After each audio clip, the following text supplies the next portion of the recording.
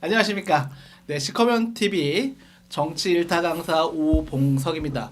오늘은 매우 특별한 손님을 특별한 장소에서 맞이하게 되었는데요. 이곳은 바로 강서구청장 재보궐선거의 열기가 그대로 살아있는 화곡동에 왔습니다. 화곡시장 한가운데에 지금 저희가 있고요. 오늘 맞이할 손님은 더불어민주당 대구 달서갑 위원장 권태큰 위원장님을 뜨거운 박수로 모시겠습니다. 반갑습니다. 반갑습니다. 예. 위원장님 여기 강서구 우리 그 재보궐선거 때 오셨었죠? 왔죠. 예. 예. 그때 좀 분위기가 좀 어땠었나요? 상당히 놀라웠었죠. 왜냐하면 저희 대구에서 느꼈던 이제 주민들하고의 관계 문제하고 네.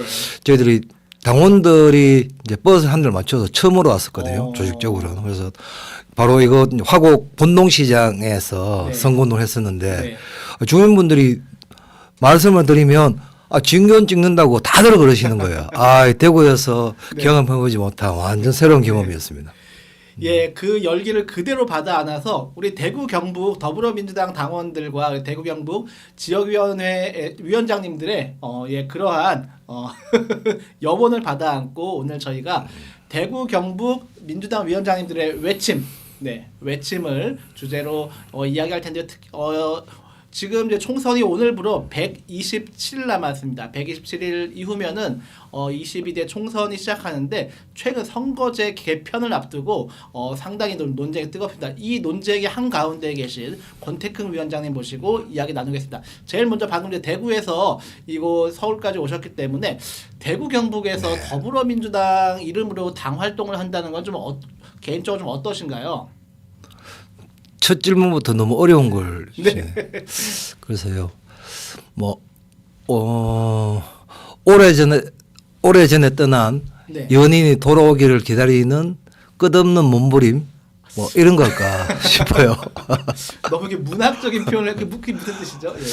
사실 이제 1960년대까지만 하더라도 네. 대구는 전국에서 야성이 가장 강한 도시였거든요. 대구가요. 네. 네. 우리 오 대표님 잘 아시지만 네. 일제시대 때 대구에서 국채보상운동이 시작이 됐어요. 네네. 네. 그리고 그 대한민국 임시정부 초대 국무령을 지내셨던 석주 이상영 선생이 안동분이에요. 임청가게라고 잘 알려져 있죠. 네. 네, 그 임청가게 주인이 이상용 선생이었거든요. 네네. 그뿐만 아니라 일제시대 때 최초의 항일 무장 투쟁을 전개했던 단체 네. 대한광복회라고 있습니다. 광복회. 네, 네. 대한광복회가 결성된 것도 대구 달성공원이에요. 우리 그 국민 여러분들 너무 좋아하시고 잘 아시는 민족 저항 시인 이육사, 네. 이상화 네. 이분들의 고향도 대구였습니다. 그만큼 대구는 항일의 도시였다라고 네. 말씀드릴 수 있죠. 항일의 도시였던 대구에서 그러나 이제 민주당으로 현재는 그렇죠. 2023년 오늘은 좀 힘드시죠? 그렇죠. 그래서 제가 이제 오래전에 떠난 네. 연인을 기다리는 끝없는 기다림이라고 네. 말씀을 드렸는 게 해방 이후에도 대구는 들어보셨을 9월 총파업, 네네네. 네네. 10월 민중항쟁, 전평. 네. 40년도에 미군정이 식량 배급을 중단을 해버려요. 네. 그 식량을 배급하는데 쌀 가마니 안에 쌀. 네. 모래를 넣어서 네. 배급을 하거나 네. 이런 일이 이제 있으면서 그 시민들께서 네. 살을 달라고 하는 항쟁들을 벌였죠. 음. 그리고 한국 전쟁이 끝나고 이승만 독재를 하야시켰던 네. 4.19 혁명의 도화선이 바로 대구의 2.28 민주운동이었습니다. 그러네요. 네. 네. 네. 이러한 이제 그 역사들이 가장 살아있는 곳이 대구의 정신이었는데 박정희 정권이 들어와요. 네. 그래서 박정희 정권이 집권을 하고 두 번의 인민혁명당 사건을 일으킵니다. 그래서 1974년도에 무려 9분의 그 진보적 인사들을 사형 선고를 하고 다음 날 새벽에 바로 학살해 버리는 사형을 집행해 버리는 네. 사법 살인을 저지르죠. 그러한 아픔이 대구 경북의 현대사의 가장 큰 아픔이었죠. 그렇게 하다 보니까 저희 이제 아버지 세대들이 그런 아픔을 당하신 거예요. 그래서 들어보셨을 골로 간다는 이야기 들어보셨습니까? 골로 간다 뭐 그런 얘기 했었죠. 네. 그 골로 간다는 그 골이 네. 대구에 있는 가창 골이에요.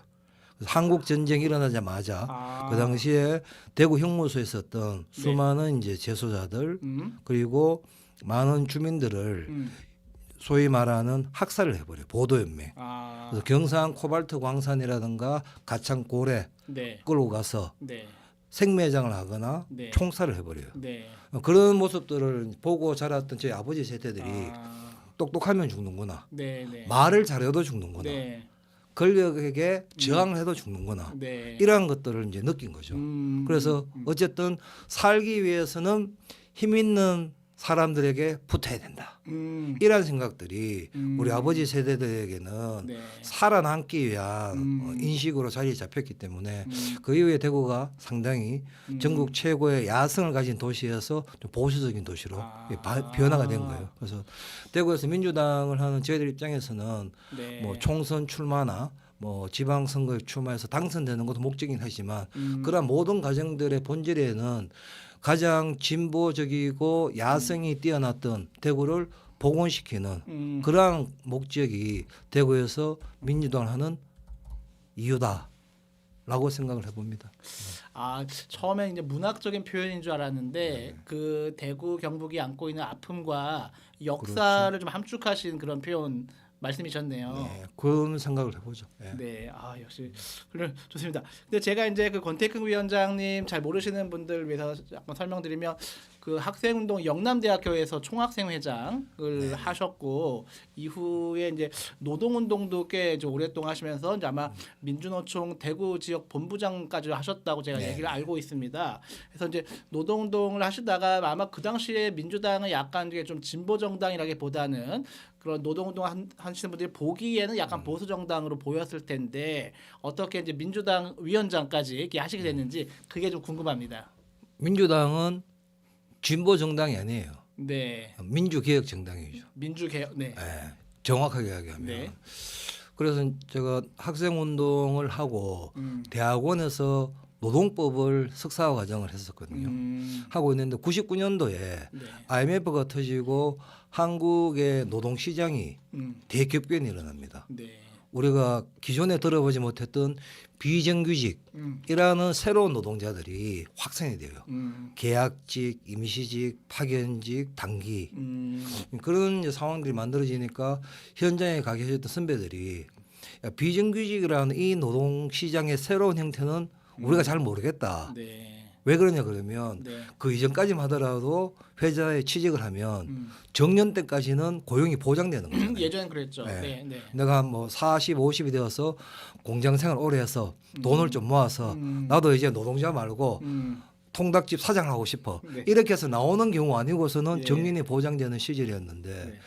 이제 비정규직이 만들어지면서는 새로운 유행이 네. 만들어져서 그 당시에 이제 석사를 마무리하고 저한테 비정규직 관련된 사업을 꼭 좀 맡아달라라고 해서 제가 99년도부터 민주노총에 네. 몸을 담기 시작해요. 그래서 20년을 비정규직 노동운동을 민주노총에 파견도 갔다가 네. 지역에서 이제 활동을 했었고 제가 이제 현장을 그만둘 때는 네. 민주노총 본부장을 하고 그만두는 그런 시기였죠. 네.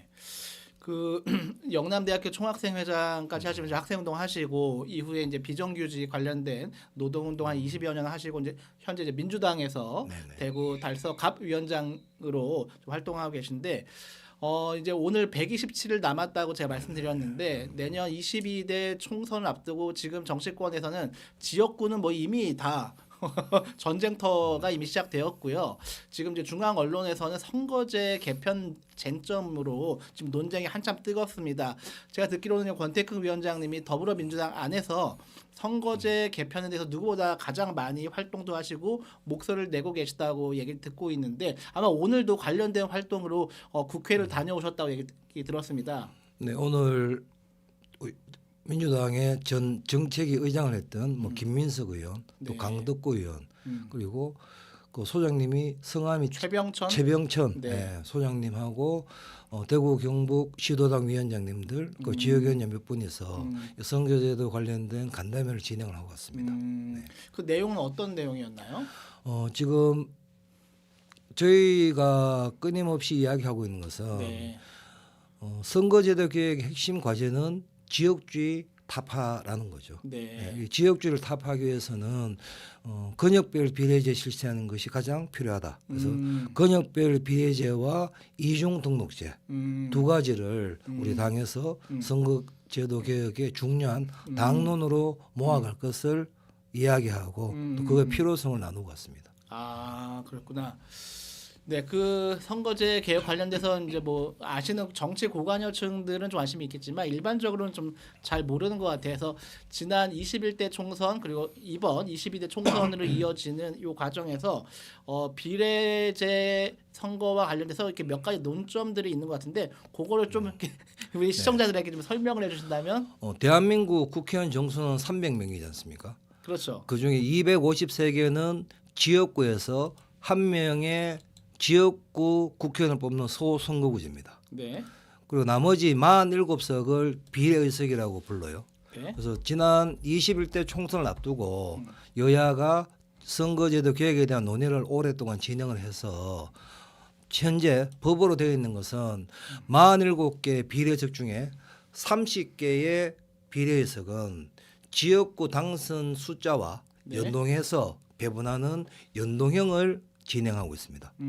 그리고 나머지 17개 의석은 전국적으로 각 정당들이 득표한 득표율만큼 균형으로 배분하는 n분의 1로 배분하는 병립형을 사용하고 있어요. 네. 그래서 이걸 부르기를 연동제와 병립형이 혼재되기 때문에 준연동제 네. 이렇게 부릅니다. 네. 그런데 지난번 21대 때 선거제도를 확정하면서 그 방식은 21대 총선에 한해서만 네. 사용을 하고 내년부터 진행되는 22대 국회의원 선거에서는 이 47석 모두를 연동형으로 적용하도록 규정이 되어 있는 상태입니다. 현재 상태는. 그러니까 2020년 총선 때는 그렇죠. 그 47석의 비례의석 중에 30석에 한해서만 연동형을 적용하고 연동형 한다. 그래서 이제 준연동형이라고 불렀다면 내년 이제 2024년 내년 총선에서 47석 모두를, 전체를 예. 연동형으로 한다. 그렇죠. 요 차이가 좀 현재 있는 거고. 근데 이제 오늘도 이제 국회에서 관련된 간담회 하셨다고 말씀하셨는데 그 험지 중에 험지인 대구 경북에서 활동하시면서 누구보다 이 비례제라든지 선거제 개혁에 대해서 많이 좀 절감을 하셨을 것 같고 네. 그러다 보니 제가 듣기에는 뭐 권역별 비례제 이런 거를 많이 네. 최근에 주장하신다고 했는데 맞습니다. 좀 용어가 좀 어렵습니다. 좀 이거 좀 우리 시청자들에게 권역별 비례제가 어떤 건지 좀 설명해 주시면 좀 좋을 것 같습니다. 네. 그래서 지금 현재 47개 비례의석을 어떻게 배분할 거냐 하는 문제가 쟁점이에요. 네. 그래서 지금 국회에서 논쟁이 되고 있는 것은 국민의힘은 연동형이 아니라 이전에 20대부터 진행되었던 병립형으로 네. 47석 배분 방식을 되돌리자라고 주장을 하고 있고 민주당 내 일부 이탄 의원을 비롯한 73명 정도 의원들은 연동형을 유지를 하면서 위성정당 문제가 지난번에 심각한 국민적 지탄을 받았단 말이에요. 그렇죠. 그래서 위성정당이 발생되지 않도록 하는 위성정당 방지법을 민주당의 당론으로 하자라는 네. 의견도 내고 계세요. 네네. 그래서 병립형으로 회귀하느냐 연동형의 음. 위성정당 방지법을 만드느냐 네. 이게 좀 쟁점인데 민주당 내부에서는 이견들이 많습니다. 네. 예. 그래서 그 위성정당 방지를 이야기하시는 우리 국회의원분들의 진정성을 모르는 바 아니나 네. 선거는 이기는 것이 매우 중요한 거거든요. 네. 그리고 또 저희 이제 대구 경북의 입장에서는 선거제도 개혁의 핵심은 지역주의를 타파하는 것이거든요. 네네. 하지만 연동형으로 47석을 모두 적용해 버리면 대구 경북의 지역주의, 네. 호남의 지역주의를 극복할 수 있는 선거제도는 완전히 사라집니다. 그래서 저희들이 주장하고 있는 것이 권역별 비례제인데요. 네네. 왜 권역별 비례제를 이야기하고 있냐 그러면 제가 봤을 때 지금 국민의힘과 민주당이 네. 선거제도를 네. 병립형으로 복귀하는 거나 네. 연동형의 위성정당을 만든 것은 네. 합의를 하기 어렵습니다. 아, 서로 각각의 입장이 충돌하고 있기 그렇죠. 때문에. 합의가 되지 않아요. 네. 그리고 또 일부 이제 분들은 민주당이 단독으로라도 위성정당 방지법을 만들면 되지 않느냐라고 네. 하시는 말씀을 주십니다만은 네. 이건 현실적으로 불가능한 얘기예요. 음. 왜냐 그러면 불과 이제 선거가 4개월 조금 더 남은 상태거든요. 네.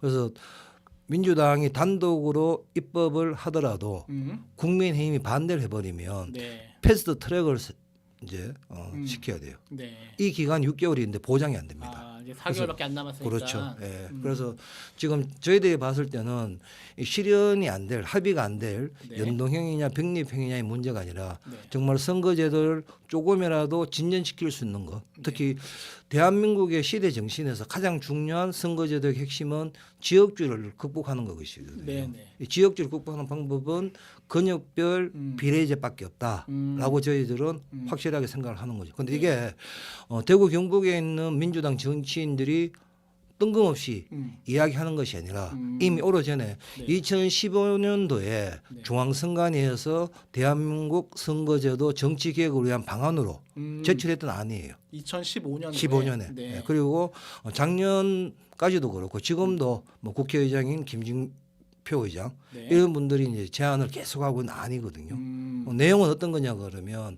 지금은 47개 달을 네. 전국적인 비례로 배분을 하고 있지 않습니까? 그렇죠. 전국적으로 47석을 이제 비례하는 게 이제 현행 제도죠. 그렇죠. 네. 이것을 전국적으로 하지 말고 네. 근역으로 비례석을 나누어 주자. 전국을 권역으로 나눈다. 그렇죠. 네. 그것이 이제 근역별로 비례석을 나누자라고 네. 해서 근역별 비례제예요. 그리고 지금 이제 디자인도 상당히 진척이 되어 있습니다. 아. 그래서 구체적으로 말씀드리면 전국을 3개 근역으로 나눈다. 네. 근역은 남북권, 중북권, 수도권. 네. 남북권은 부산, 울산, 경남의 전라도와 제주도.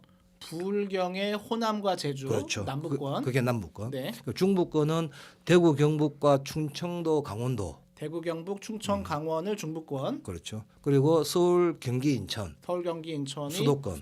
이렇게 이렇게 3개 근역으로 나누고 여기에 이제 의석들도 네. 시뮬레이션을 지금 해놓고 있어요. 아. 어떤 거냐면 47석이잖아요. 네. 지금 대한민국의 가장 큰 문제는 수도권 1극화 문제거든. 네. 그러니까 지역으로 내려오면 지역은 인구 소멸 문제가 있는 거죠. 그렇죠. 그래서 이 비례의석을 인구 수로만 나누게 되면 벌써 수도권이 대한민국 인구의 51%를 차지하고 있어요. 그러니까 비례의석도 당연하게 네. 절반 이상을 수도권에 배정을 해야 되는데 네. 이렇게 하면 소수 정당의 원내 진출이나 지역주의를 극복할 수 있는 비례 배분이 네. 잘 안 되는 거죠. 네. 취지가 살지 네. 않는 거죠. 네. 그래서 인구 가중치를 적용을 좀 하자. 인구 가중치. 네. 네. 그래서 지금 저희 이제 현행법으로는 국회의원 선거구가 17만 명부터 하나의 선거구를 배정을 합니다. 네. 그리고 2배수 밑으로 네. 17만 곱하기 2하면은 34만이잖아요. 34만 34만 밑까지를 미만. 네. 하나의 선거구로 구역을 정할 수 있어요. 네. 그 34만이 넘어서면은 선거구를 분구를 해야 돼요. 아, 네네. 그러니까 1대 1.99999 네. 이렇게 이제 하는 방식은 네. 현행 법을 어기지 않는 방식이에요. 어. 그래서 수도권을 1로 놓고 네. 나머지 지역을 네. 1.99999까지 네. 가중치를 줘서 네. 비례석을 배분을 하면 네. 지역 균형을 맞출 수 있다라고 생각해서 네. 지금 앞에 말씀드린 3가지 경역에 네. 비례석 배분한 숫자까지도 디자인이 되어 있습니다. 아, 그래요? 그래서 수도권은 18석, 네. 중부권은 15석, 네. 중부권은 14석, 14석, 남부권은 15석. 15석. 그럼 전체가 47석이거든요. 네. 그래서 3개의 근역으로 나누고 비례의석 47석을 수도권에 18, 중부권에 14, 남부권에 15로 네. 배분하는 방식. 이게 근역별 비례제의 핵심적인 이제 디자인입니다. 여기서 잠깐 한 번만 좀 설명. 지금 시청자들께서 지금 그나마 정치에 관심 있는 분들은 내년 총선에서 병립형으로 회귀하냐, 연동형을 가냐, 위성정당 문제를 어떻게 하냐, 요 쟁점만 있는데 지금 권태흠 위원장님이 지금 언론에 잘 나오지 않는 얘기입니다. 권역별 비례제가 중요하다. 그래서 그렇죠. 그것을 이제 그 남부권, 중부권, 수도권으로 수도권. 그래서 지금 지금 논쟁에서 좀 세계군요. 약간 제외되고 있는 게 뭐냐면 그 지방의 문제예요. 그래서 그렇죠. 지역주의 타파나 그런 수도권 이외에 지방의 이런 그 정치적인 걸 어떻게 보완할 것이냐 이 문제가 지금 중앙 언론에서는 지금 다뤄지지 않고 있는데 오늘 권태흠 위원장님이 이제 그 말씀해 주시는 거고 그렇죠. 제가 한 가지 궁금한 거는 권역이라고 한다고 하면 네네. 보통 우리는 호남권, 예, 예. 영남권 이렇게 네네. 이제 이분 호남, 영남, 충청 뭐 이렇게 나눌 텐데 그렇죠. 아까 말씀하신 거 보면 호남에다가 부울경을 합쳐서 그렇죠. 예. 남북권으로 하고 TK는 충청이랑 강원은 약간 이게 일반적인 국민 상식하고는 조금 다르죠. 약간 좀 예. 예. 2015년도에 중앙선관위에서 제안을 했을 때는 방금 말씀하셨던 6개 권역으로 구분을 했었어요. 예컨대 영남의 경우에도 대구 경북의 별도 권역, 부산 울산 경남을 별도 권역 이렇게 해서 6개 권역으로 이제 디자인을 해서 제출했었는데 네. 올해 들어와서 이제 권역별 논의를 하면서 그렇게 하기에는 이제 배분되는 네. 비례석이 너무 작아져요. 네. 그래서 권역에서 비례석을 배분하는 양도 작고 또 그렇게 하다 보면은 또 거대 양당이 독식할 수 있는 위험성이 생기는 거잖아요. 그래서 해당 권역에 충분한 의석을 배분하고 첫 디자인은 연동제를 하면 네. 훨씬 더 소수 정당들에게도 비례석이 많이 주어지기 때문에 현재는 지금 그 한국 정치의 고질 중에 하나가 또 이 중앙 집권적 정치가 강하거든요. 그렇죠. 그럼 진보 정당, 뭐 민주당, 국민의힘 할 것 없이 네. 모든 정당들은 중앙의 당 대표가 막강한 권한을 갖고 있어요. 그렇죠. 그러다 보니까 모든 이제 이렇게 뭐 지역구에서 국회의원이 선출되긴 하지만 정당은 들어오면 네. 당 대표의 권한이 막강해요. 네. 그래서 이러한 부분들을 지금 대한민국의 가장 큰 과제는 지역 균형 발전이란 말이에요. 네. 그럼 정치적인 부분에서 정치 권력도 분권하는 게 필요한 거잖아요. 네네. 그래서 이 권역으로 배분을 해주려고 그러면 그 효과를 만들려고 그러면 3개 정도의 권역에서 네.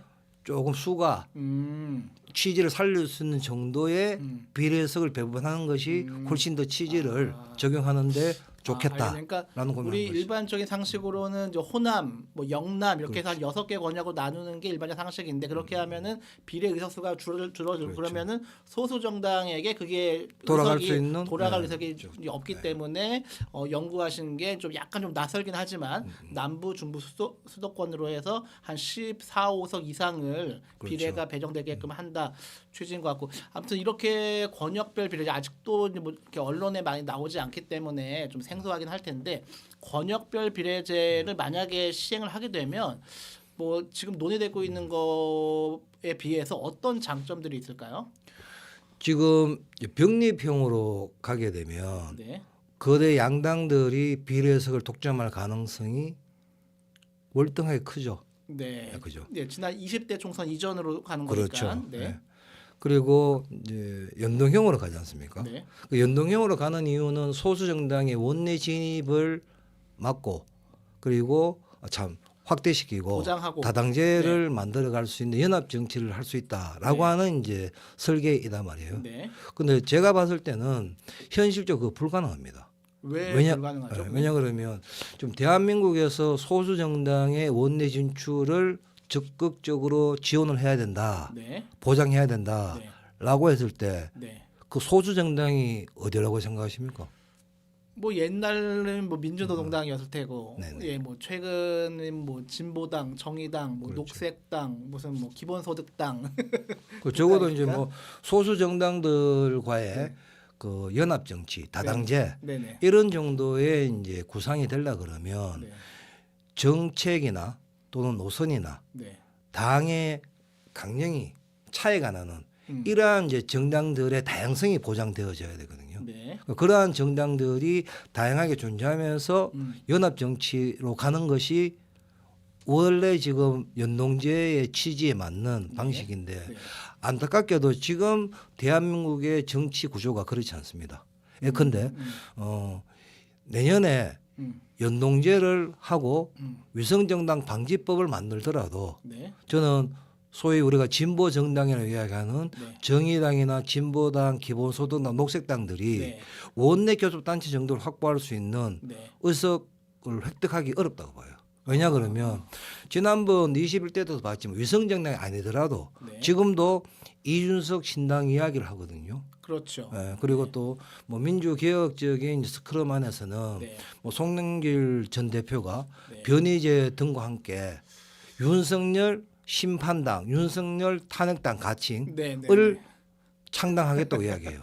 거기에다가 조국 신당 이야기도 나옵니다. 네, 네, 이런 정당들이 내년에 네. 위성정 비례정당 띄우게 되면 음. 저는 국민들께서 정의당이나 진보당 같은 진보 정당들보다가 네. 훨씬 더 많은 표를 그러한 정당들에게 줄 거라고 봐요. 그럼 결과적으로 앞에 말씀드렸던 다양한 정책의 차이를 갖고 있는 노선의 차이를 갖고 있는 이러한 정당들이 원내에 들어와서 네. 다당제를 형성하고 연합 정치를 해야 되는데 네. 사실은 결과적으로 봤을 때는 보수적인 스펙트럼을 갖고 있는 네. 국민의힘과 몇몇 당, 네.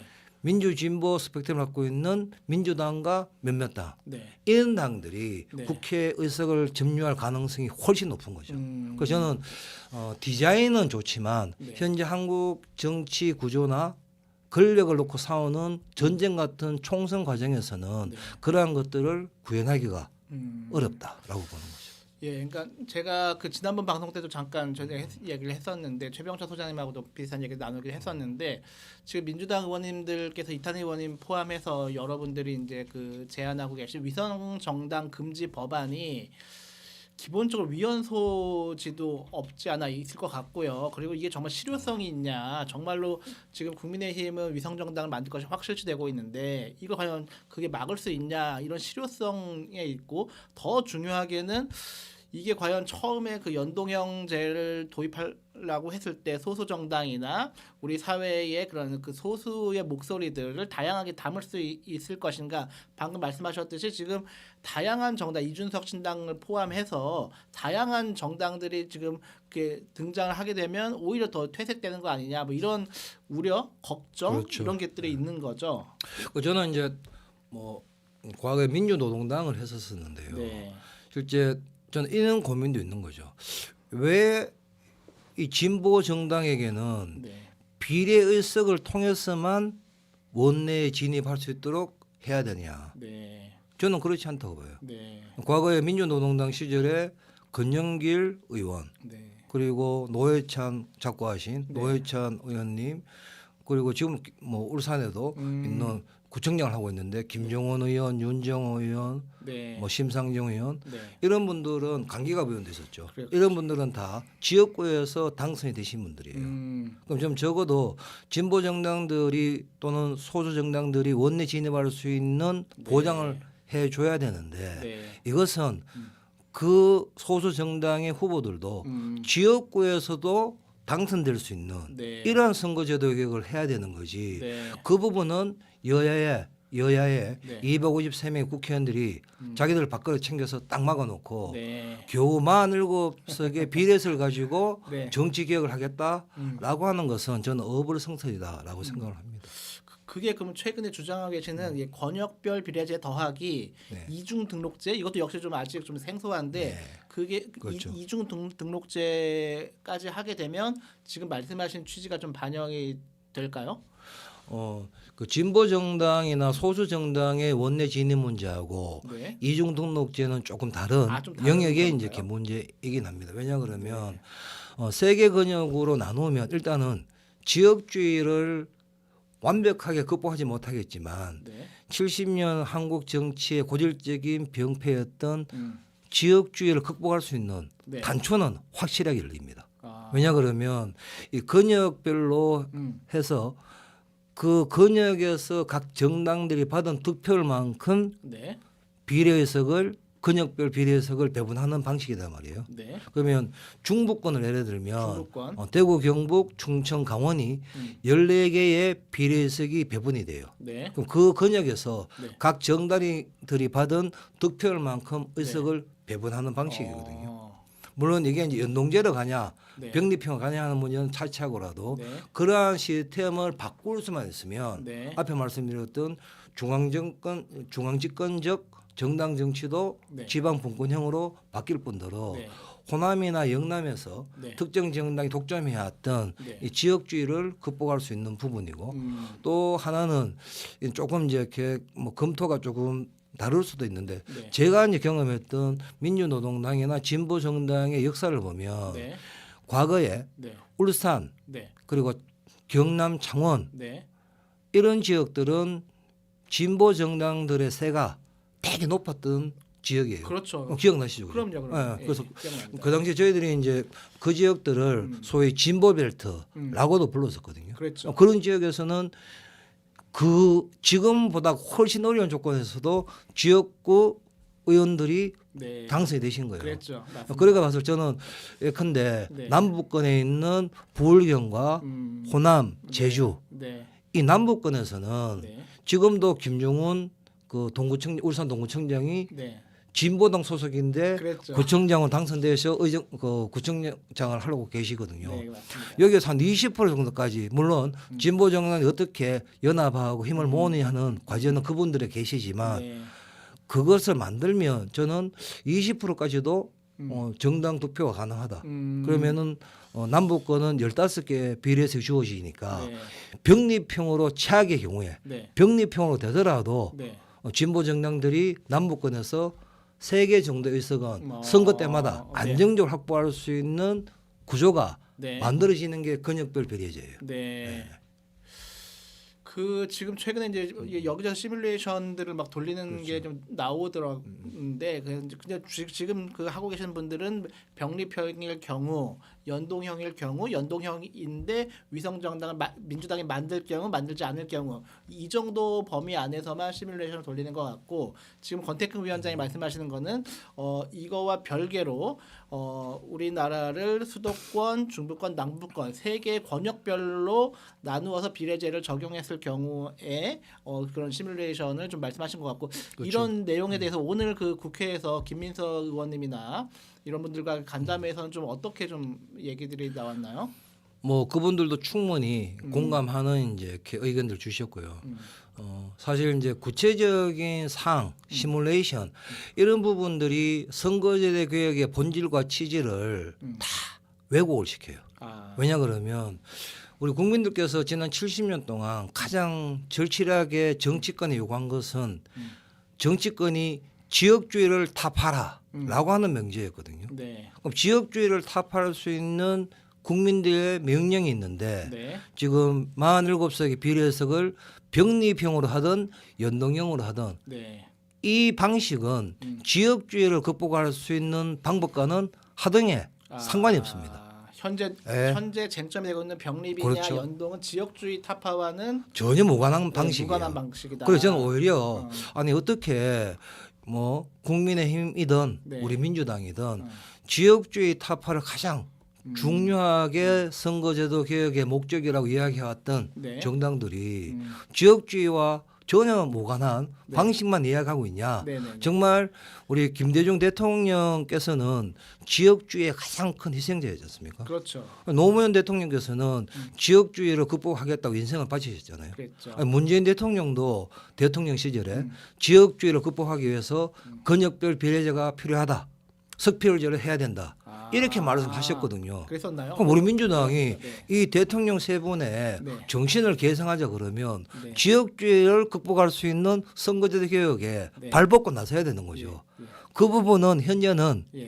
제도라는 것이 100% 네. 완벽할 수는 없잖아요. 네. 하지만 가장 네. 지역주의를 극복할 수 있는 방법을 이야기하라 그러면 네. 저는 명확하게 네. 근역별 비례제가 네. 지역주의를 극복할 수 있는 출발점이 될 거다라고 네. 확신을 합니다. 예. 이건 제 개인적인 말도 아니고 앞에 말씀드렸듯이 중앙선관위의 안도 그랬었고 사실 이 쟁점이 확 병력 그 연동형으로 가냐 병립형으로 가냐 하는 논점이 뜨기 전까지는 네. 수많은 분들이 네. 근역별 비례제를 언급하셨어요. 아. 언론에 잘 안 나왔지만 네. 예. 그런 제도이기 때문에 저는 우리 뭐 사실 한 120여 명의 국회의원들이 작년에 네. 그 정치 개혁을 위한 초당적 의원 모임도 만들었었거든요. 네. 작년에 기억납니다. 예, 기억나시죠? 네네네. 그리고 올 4월달에 네. 20년 만에 처음으로 국회에서 네. 선거제도 개혁을 위한 전원위원회도 하셨잖아요. 네네. 그 내용들 보시면 네. 가장 중요한 것들이 지역주의를 극복하자. 네. 그리고 소수정당의 원내 진입도 보장하자. 네. 그래서 이것에 대한 방법으로 대선거구제와 더불어서 네. 가장 많이 검토가 되었던 게 네. 근역별 비례제예요. 아. 그렇게 이야기했던 분들이 지금 그 이야기는 싹 그냥 샷다 마우스 하고 있는 상태거든요. 그래서 저는 오늘 방송을 통해서 좀 네. 우리 시청자분들이 네. 관심을 좀 가져주시고 네. 그리고 대한민국 선거 정치 개혁의 핵심은 지역주의 극복이고 네. 이 지역주의를 극복할 수 있는 가장 실현 가능한 현 상태에서의 선거 제도는 네. 근역별 비례제다라는 네. 말씀을 꼭 드리고 싶습니다. 예. 예, 그 보셨다시피 지금 너무 이제 그